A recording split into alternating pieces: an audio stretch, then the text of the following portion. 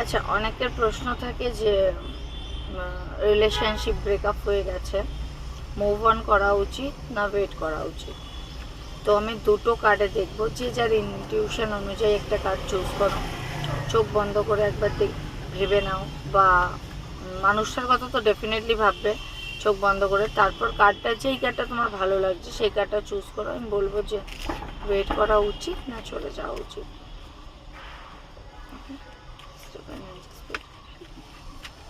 শুরু হয়ে গেছে, তাদের পার্টনারের জন্য তাদের ওয়েট করা উচিত না মুভ অন করা উচিত। যদি ক্ল্যারিফিকেশনের দরকার হয় ক্ল্যারিফিকেশন নেব, বাট আপাতত একটা একটা কার্ডের চেক করছি।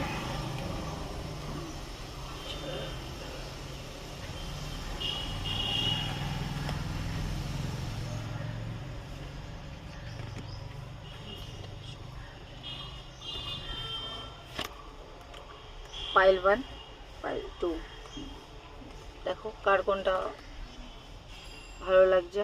এটা 1, এটা 2 হয়ে গেছে। আচ্ছা, যারা 1 চুজ করেছো তাদেরকে বলবো স্ট্রেংথ কার্ড। ডেফিনেটলি মানুষটা নিজের মধ্যে অনেক স্ট্রেংথ আনার চেষ্টা করছে, ইভেন আনছেও।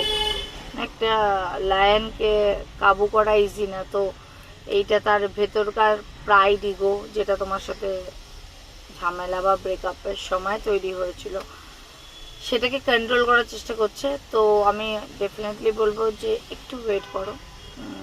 মুভ অন কার্ড আসেনি, কারণ ইউনিভার্স ব্লেস করছে, সাথে মানুষটাও চাইছে একটু ইনার স্ট্রেংথ দরকার। আসবে, একটু টাইম লাগবে, বাট হ্যাঁ স্ট্রেংথ আসবে। যারা কার্ড 2 চুজ করেছো তাদের জন্য কোনো মুভ অনের দরকার নেই। এই মানুষটা তোমার কথাই ভাবছে, তোমার সাথে কাটানোর টাইম মনে করছে, তোমার সাথে তুমি হয়তো তাকে কোনো গিফট দিয়েছো, বা তোমরা একসাথে ঘুরতে যেতে, খুব ভালো কোয়ালিটি টাইম স্পেন্ড করতে, সেইগুলোতেই ভাবছে। তো তার মনের মধ্যে কিন্তু তুমি রয়েছো ভীষণভাবে। তো এখানেও আমি দেখছি না যে মুভ অন করার দরকার। অ্যাকচুয়ালি দুটো কার্ডেই মুভ অন করার দরকার নেই। এই কার্ডটার রেজাল্ট খুব তাড়াতাড়ি পাবে যারা করেছো, maybe 6 days to 6 weeks, actually 6 days-ই হয়ে যাবে। আর যারা কার্ড 1 চুজ করেছিল তারা একটু ওয়েট করে যাও, মুভ অন করার দরকার নেই, সে মানুষটা ফিরে আসবে।